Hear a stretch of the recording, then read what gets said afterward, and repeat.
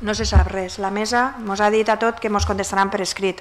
No han tingut ni la deferència en un tema tan greu. A més, era per sentir al president d'esta cambra, el senyor Cotino, contemporitzar en aquest tema.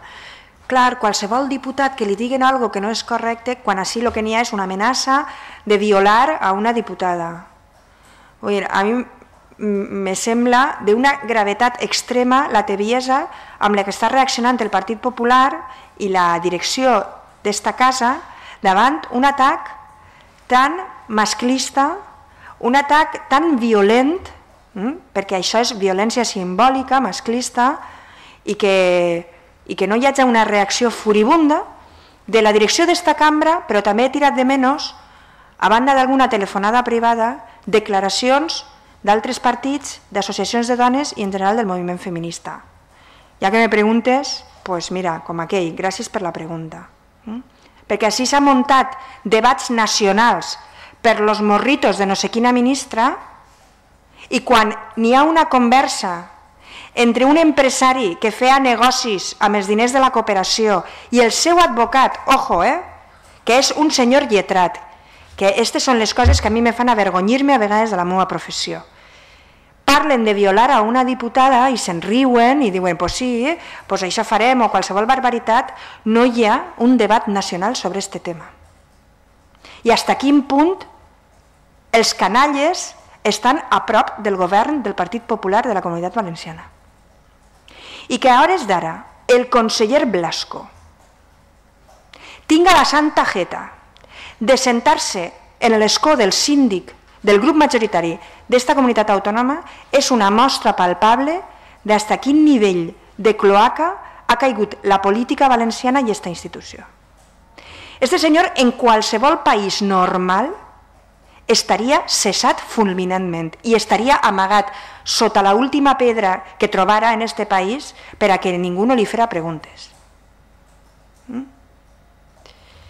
I ho dic avui, a més, que ell té la santa barra de proposar la proposició de llei del PP pel pròxim ple serà sobre la transparència i no m'ha pogut callar.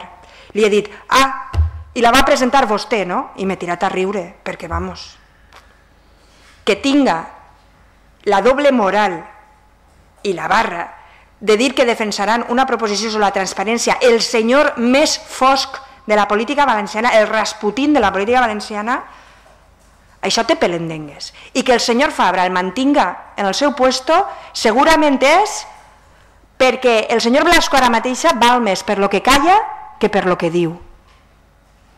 Perquè si el senyor Blasco, que se senta a un pam darrere del senyor Fabra, tira de la manta, el senyor Fabra cau de l'escó.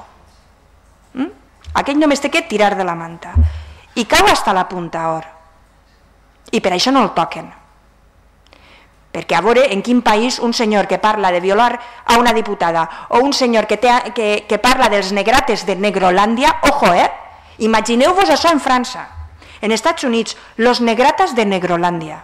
Estaria d'Uxier de l'últim municipi, de l'últim racó d'este país. Però no estaria de diputat, no estaria de síndic. Vamos, no estaria ni d'Uxier, perquè això ho fa un en un país democràtic normal i té que abandonar fins a la funció pública, si fora funcionari. Perdoneu-me el to, però és que en aquest tema me salta la tapa del Delco. No, de tots, del Partit Socialista, dels moviments de dones, de les associacions, de tots. No és suficient fer una quitra privada per a mostrar la solidaritat amb la diputada. Això s'ha de fer públic. De la mateixa manera que vam fer públic nosaltres el nostre neguit quan a la ministra, crec que era Leire Pajín, se li va dir la ministra de los morritos.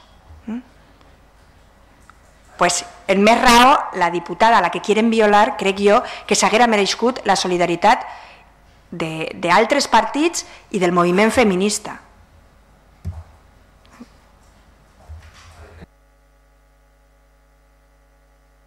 En principi hem demanat l'empart de la presidència, ens han contestat que ja ens contestaran per escrit, que se ho estan pensant, perquè com és un tema difícil, perquè com no està clar, com no és una cosa absolutament clara el que s'ha de fer i la reacció que s'ha de tindre, se ho estan pensant, el senyor Cotino se ho està pensant.